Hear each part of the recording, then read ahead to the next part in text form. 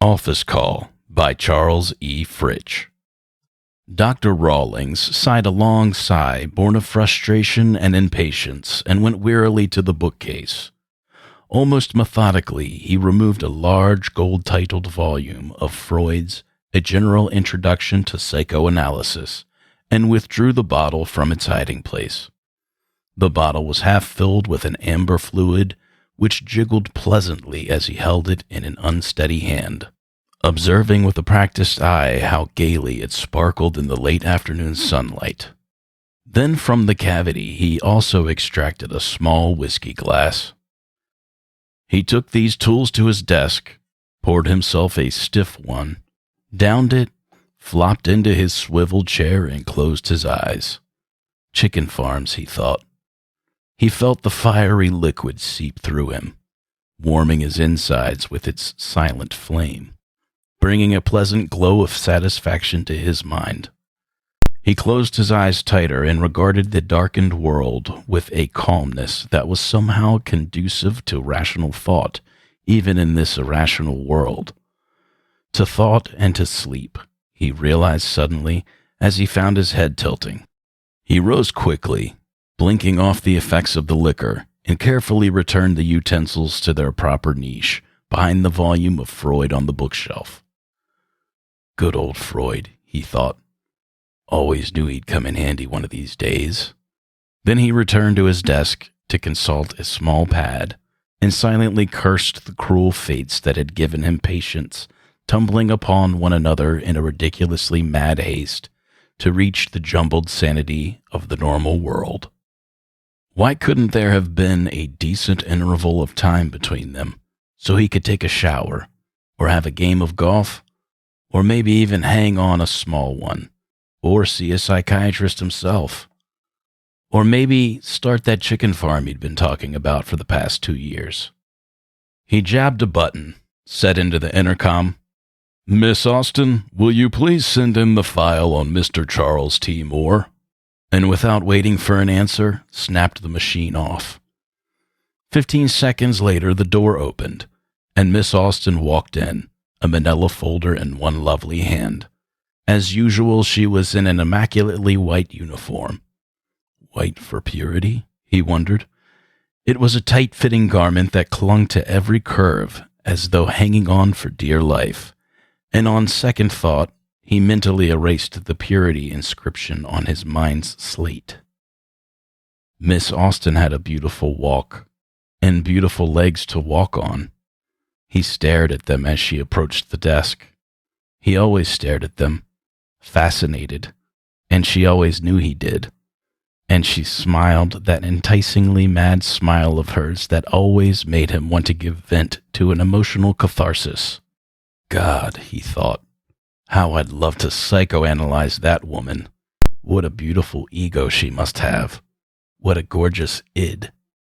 Carefully she deposited the folder on his desk, leaning forward strategically so her perfume could glide over him in intoxicating currents. "Will that be all, Dr. Rawlings?" she asked in her honey liquid tones. "For now," he said, reaching for her hand and finding it. "But don't go away."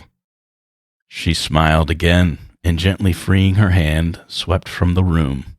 She looked even better from the back, if that were possible. After a few seconds of deliberation, he decided it wasn't possible.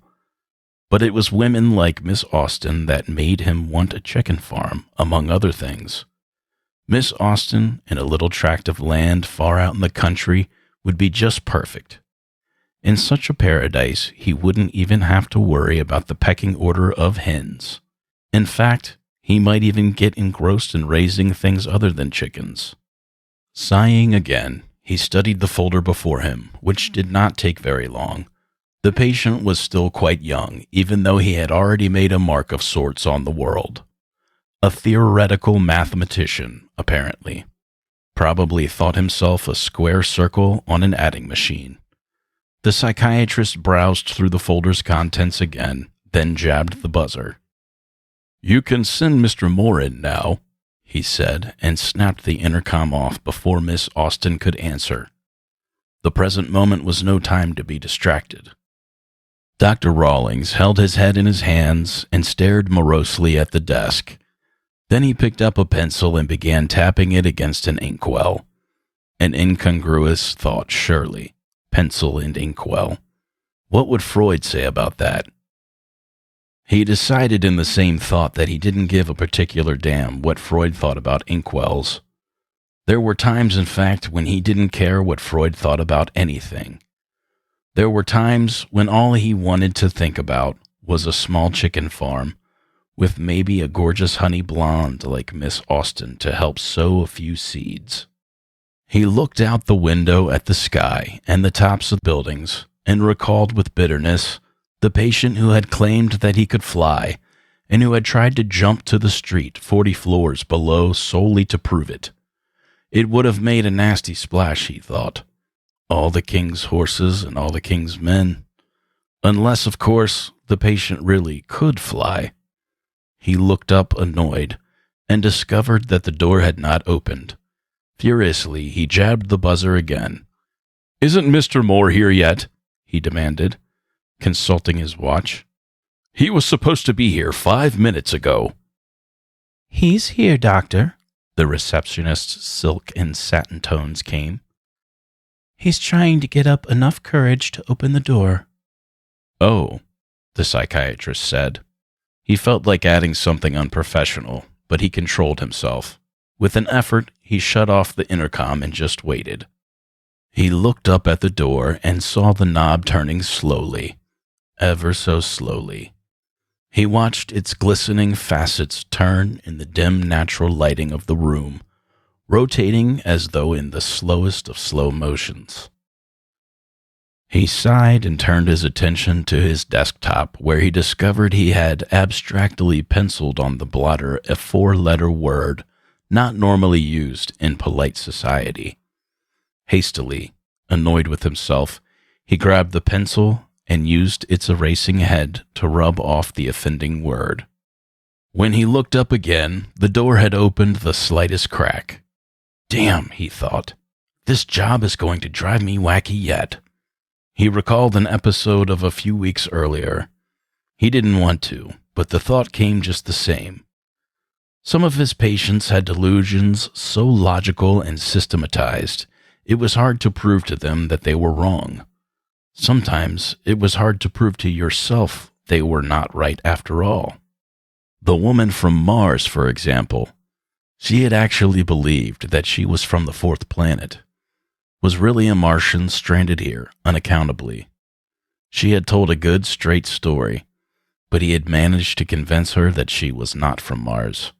He had persuaded her that she was an Earthling, like everybody else, and that space travel of any sort was utterly impossible anyway. He had been about to prove that there was probably no such planet as Mars when she decided not to come back. That was close to the time the meteorite landed a few miles away, the one that had never been found.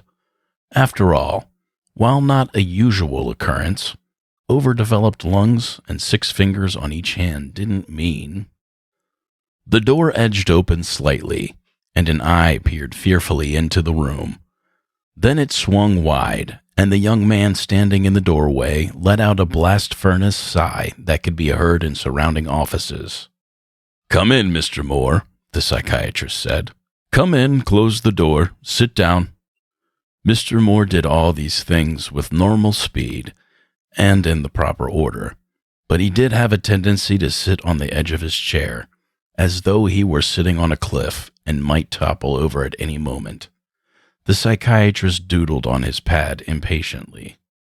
"Well now, just what seems to be the trouble?" Mr. Moore wet his lips. His face was white. He said, "I'm a mathematician. I work at the university." "Oh," the other said, bringing to voice facts he'd read a few minutes before. "You're that Charles T. Moore, the one whose picture was in the paper a short time ago. Something about mathematics, I remember." Moore nodded. "Einstein, wasn't it?" the psychiatrist mused. "Something I don't understand, Einstein." It's not easy, Moore agreed. That's what started my difficulty. "Oh?" Yes, when I learned that any point is the beginning or end of the universe, any point at all, the edge of this chair, the tip of my finger, behind any door. That's Einstein? He shook his head. Partly. Mostly it's more. The psychiatrist seemed puzzled. More what? I mean, it's me, my theory, my calculations. I've proved theoretically that any given spot can be a jumping off place for another universe. Do you realize what that means? The psychiatrist was annoyed by the question, for he had no idea what it meant. His one overwhelming, immediate desire was to start a chicken farm. Just what does it mean? He compromised. It means that if we can develop this commercially, space travel to the farthest star will be as easy as walking across the street. Dr. Rawlings' annoyance rose higher at this. Space travel again. After only a few weeks ago, he had convinced a woman from Mars that such things were impossible. Oh well. This is very interesting, he lied. But, just what is the nature of your difficulty? My ideas used to be only theoretical, Moore told him. But through some quirk of fate, I've advanced beyond that stage to a point where I'm actually capable of crossing the barrier. The psychiatrist nodded. You mean you think you can actually do this? Moore shook his head emphatically. I mean, I have done it, he insisted. Mind control. I see, said the doctor. On his pad he wrote hallucinations, although he was jumping the gun slightly on that. Still, he felt sure of himself, and the pencil still had some eraser left on it. Under the word, he drew a crude and rather vulgar picture of a rooster chasing a hen. That's why I came to you, Dr. Rawlings, Moore went on. It's not that I'm neurotic or anything, it's just that I can't control this power, and I'd like to. He shuddered slightly. I'd better. And you want me to help you, the psychiatrist said, which of course I'll be only too happy to do. But first, do you have any outward signs that you have, crossed the barrier? That is, do you, see things, for example? Yes, I do, Moore said, remembering, and the psychiatrist penciled 2 triumphant lines beneath the word hallucinations on his desk pad. It began about 2 weeks after I first made my mathematical discovery. I was lying awake in bed, thinking of my theories and how, if they could be applied directly to the physical world, doors would be opened to any part of the universe. Just about then, a knock came at the door. The psychiatrist nodded. What time was this? About 3 a.m, Moore said. I got up, put on a robe, and went to answer it, wondering who it could be at that time. I opened the door, and there in the hall was a baby in a basket. A baby? Queried the psychiatrist. In a basket? Are you sure? Moore nodded. And I noticed something else unusual. Out there, it was Mars. Out there? Out where? Out in the hall. It wasn't the hall in my apartment building. It was some other hall, and through a window I could see a red desert and canals. There isn't a red desert where I live, or any desert at all. There are no canals either. It was Mars. I see, the psychiatrist said, and he drew a thick ellipse around the word on his pad. Then what happened? I was scared, but I couldn't leave a baby out there in the hall like that. So I picked it up, basket and all, and took it into my room and closed the door. And then he gulped and looked out the window at the sky and the tops of buildings. Here's where the part comes in that's so hard to believe. Yes, go on, the psychiatrist prompted. The baby turned into a full-grown woman, Moore said. Despite himself, the psychiatrist felt his eyebrows arch. Well, this was certainly a new one. You say the baby turned into a full-grown woman. Clothed? Moore reddened and stared at the floor. No, he said. I was scared and embarrassed. Here I am a bachelor, and there was a nude woman in my apartment. How could I explain that to the landlady? Anyway, I threw open the door again, but this time the hall was different. It was like it was before. On Earth, I mean, instead of on Mars. Very interesting, the psychiatrist said, mentally picturing the situation and temporarily forgetting chicken farms. He wondered how Miss Austen would look au naturel. Did you do anything? That is, anything at all. I didn't know what to do, Moore said. She looked about as surprised as I was, but not nearly as embarrassed. I closed the door again and tried to figure out what to do. Despite himself, the psychiatrist was interested. And did you? I had to do something. She didn't know where she was, who she was, or how she'd gotten here. I told her that I thought she came from the planet Mars, and that there was evidently some sort of time stress in the field I'd constructed accidentally, since she appeared to be only a child a few minutes before, and that it was my fault, and I'd try to help her. I tried to bring back Mars, he went on, but I found I couldn't. In fact, I discovered that these things were evidently accidental depending upon a frame of mind or something. Anyway, I slept on the couch that night, went out the next day and bought her some clothes at a store in town. Was she, constructed like Earth women? The psychiatrist asked at a sudden thought. Moore blushed. Yes, he said. Very definitely like Earth women, except for one thing. She had 6 fingers on each hand. The psychiatrist had been toying with the pencil. At that revelation, he froze briefly. Then he tried to laugh it off mentally. No, it couldn't be. Weeks passed, and she didn't appear to be able to get adjusted, Moore said. That's when I suggested she go to you. Dr. Rawlings dropped the pencil completely. The woman from Mars? He exclaimed. You sent her here? Moore nodded soberly. Yes, and I'd like to get her back. I'm in love with her. I haven't got her. He began to wish he did. I know. She was picked up in a rocket ship. Everyone else around here thinks it was a meteorite, but she told me before she left that they'd traced her by brainwaves or something and would pick her up. And just what do you expect me to do? The psychiatrist wanted to know. He picked up the pencil and made black lines over the H in hallucinations. I want you to help me discover what frame of mind must be cultivated to recreate Mars. I've got a hunch it's a subconscious problem. I've been accidentally creating all sorts of alien worlds behind doors when I least expect them. That's why I hesitated outside your office, to make certain when I opened the door the office would really be here. Why, only last week I opened a door to the men's restroom at the university and found myself staring down into the great nebula in Andromeda. If I'd stepped through, he shuddered. I don't know if going through would change me, but if I ever see Mars again... Well, I think we can help you there, the psychiatrist told him. Suppose you come around Wednesday at 2 o'clock. That satisfactory? Moore rose, smiling.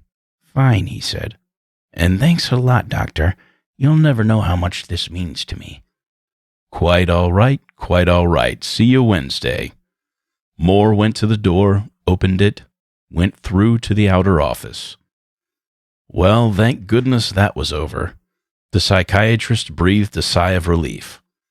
One of these days, that chicken farm was going to be a reality, if this kept up.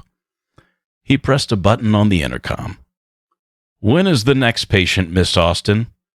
Not till tomorrow, Dr. Rawlings, she cooed. You have plenty of time for Mr. Moore yet. Plenty of time for... What are you talking about? He went through that door about a minute ago. The receptionist was silent for a minute. Then she said, He couldn't have. No one's come out of your office. I've been here all the time. The psychiatrist flicked off the intercom. For a moment, he stared out the window at the sky and the building tops. Then he went to the door, knelt, and saw a small amount of red sand, just a few grains that might have been kicked under the door by someone in a hurry. He returned to Freud on the shelf, located the bottle and the glass, and poured himself a stiff one without waiting to transport the equipment to his desk. Then he went to the desk and flipped on the intercom again. "Miss Austin, do you like chicken farms?" he said. "I love them, doctor," the honey voice answered. "but—" "Never mind," he told her. "Just come in here. I've got a question to ask you." He poured himself another drink. Office Call by Charles E. Fritch.